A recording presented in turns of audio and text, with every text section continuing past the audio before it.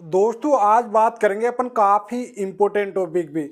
अगर आपके खिलाफ झूठी दहेज की कंप्लेंट होती है या पुलिस एफआईआर होती है तो क्या आप डायरेक्टली हाई कोर्ट में क्यूसिंग जा सकते हो या फिर आप उसको चार्जशीट बनने के बाद डिस्चार्ज कराना चाहिए। दोस्तों काफ़ी इंपॉर्टेंट टॉपिक है, हर किसी के माइंड में कंफ्यूज भी रहता है कि मैं मेरी जो पुलिस एफआईआर हुई है 498 डोरी केस की, इसको मैं डायरेक्टली क्यूसिंग कराऊं या फिर मैं इसको डिस्चार्ज कराऊं। दोनों का काफ़ी आज जो भी डिफरेंट होता है बताऊंगा, बेनिफिट किस में होता है वो चीज़ भी आपको मैं बताऊंगा। तो चलिए दोस्तों, नो टाइम पास नो बकवास, सीधा करते हैं काम की बात। मैं हूं हंस।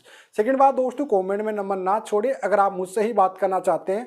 डिस्कशन में पूरी डिटेल होती है, अपॉइंटमेंट लेके बात कर सकते हैं। देखिए दोस्तों, जब आपकी कंप्लेंट होती है, मैक्सिमम जगह 90% कंप्लेंट होती है, फिर मेडिसिन होता है, उसके बाद में फिर आपकी एफआईआर होती है। कई जगह एफआईआर हो जाती है, उसके बाद मेडिसिन होता है, काउंसलिंग वगैरह होती है। तो प्रोसेसिंग सेम इक्वल है, कोई दिक्कत नहीं है।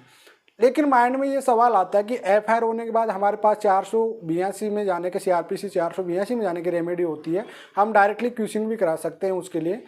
लेकिन आपको ये इस चीज़ को भी पता होना चाहिए कि 498 केसेज में या किसी में क्यूसिंग के लिए 10% से ज़्यादा नहीं होती है क्यूसिंग।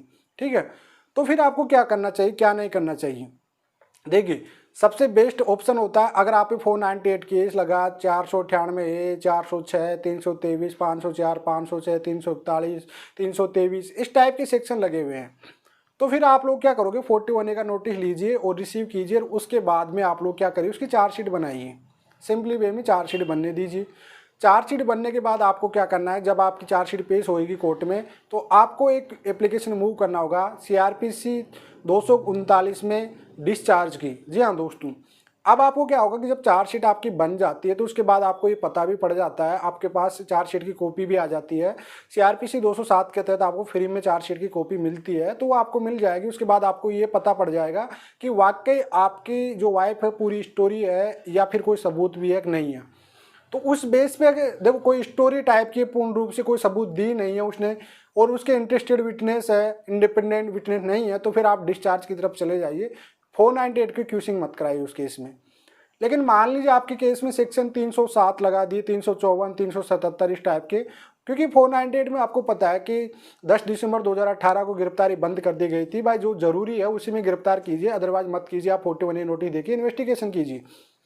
उस सिचुएशन में मान लीजिए सेक्शन है तो फिर आप क्यूसिंग के लिए जाइए, आप हाईकोर्ट की तरफ मूव कीजिए, क्योंकि पुलिस आपको हरासमेंट करेगा तगड़ी, आपको गिरफ्तारी की धमकी देंगे बार बार, क्योंकि सेक्शन इस टाइप के लगा देते हैं उसमें, जो आपको टॉर्चर करते हैं, डिमांडें हाई लेवल की होती है उसमें। उस सिचुएशन में आप लोग गाइडलाइन जारी होगी, कम से कम फैमिलीज के नाम भी कटेंगे, प्लस आपको उसमें जो आप एलिगेशन लगाए गए थे उसमें आपको कम से कम गिरफ्तारी नहीं होगी। और फिर इन्वेस्टिगेशन जो आपका एक क्लियरली मतलब ऑनेस्टली आपका ग्राउंड लेवल से इन्वेस्टिगेशन होगी, उसकी गाइडलाइन जारी हो जाएगी हाई कोर्ट से। तो ये प्रोसेसिंग इन केसों में कीजिए दोस्तों। उसके बाद आप चाहो चार्जशीट बनने के बाद उस वाले केस को भी आप लोग डिस्चार्ज करा सकते हो।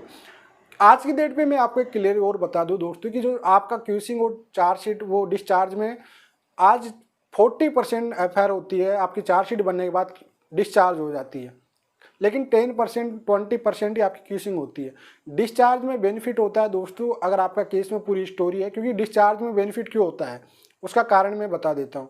क्योंकि आपके पास चार्जशीट आ जाती है और आपको जो ट्रायल पेश करना पड़ता है उससे पहले आपका केस डिस्चार्ज हो जाता है, तो उससे आपको इस चीज़ का बेनिफिट होता है कि जो चार्जशीट में आपकी वाइफ के पास क्या सबूत है, क्या एविडेंस दिया है, या वो उसने पूरी स्टोरी बनाई है पूर्ण रूप से, मौखिक रूप से बोली है नहीं बोली है, तो ये उस पर 101% फिर डिस्चार्ज होती है।